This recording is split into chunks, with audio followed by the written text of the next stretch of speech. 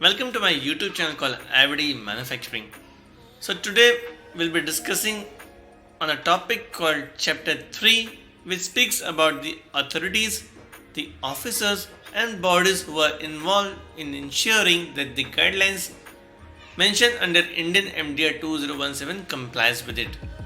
So I'm going to split this Chapter 3 into subsequent lecture, Chapter 3A and Chapter 3B, or you can say as Part 1 of Chapter 3 or Part 2 of Chapter 3.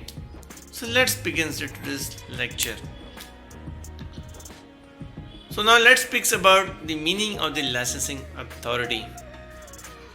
So the CLA shall be competent authority for the enforcement of these rules in matter relating to import of all classes of the medical devices, manufacture of class C and D medical devices, the clinical investigation and approval of the investigational medical devices, the clinical performance evaluation and approval of new in vitro diagnostic medical devices, and the coordinating with the SLA. So these are few of the responsibility which are performed by the CLA as per the Indian MDR 2017. So mainly CLA is responsible for reviewing and approving the application pertaining to the import of the medical devices, deals in the matter of the class C and class 3 devices, right?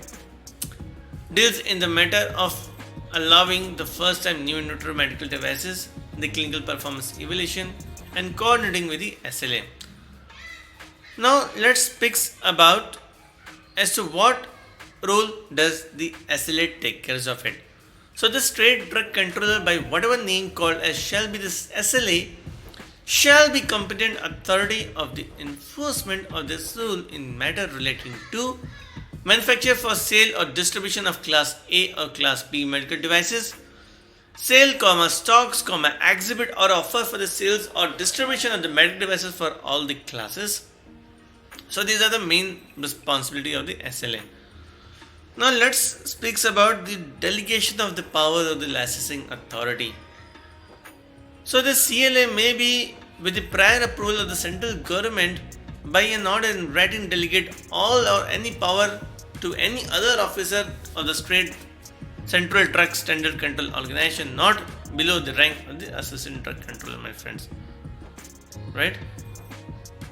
So the officer to whom the power have been delegated under Sub-Rule 1 shall exercise the power of central licensing authority powers to any officer under its control. Similarly goes with the SLA, right? So SLA needs to take the prior approval of the state government by an order in written or delegate all or any of its power to any officer under its control, right? So same manner. So CLA will take the approval from the central government, whereas the SLA is going to take approval from the state government. What do we mean by the controlling officer? Any officer not below the rank of the assistant drug controller, by whatever name called as, shall be the controlling officer to supervise and give instruction to any officer subordinate to such controlling officer to exercise power and function under the rule of the area and purpose specified, my friends. So I hope this is clear. Now let's understand the meaning of the national accreditation body. So the central government by the notification designates such institute, firm or the government aided or the government organization which fulfill the criteria specified from time to time by the government as a national accreditation body.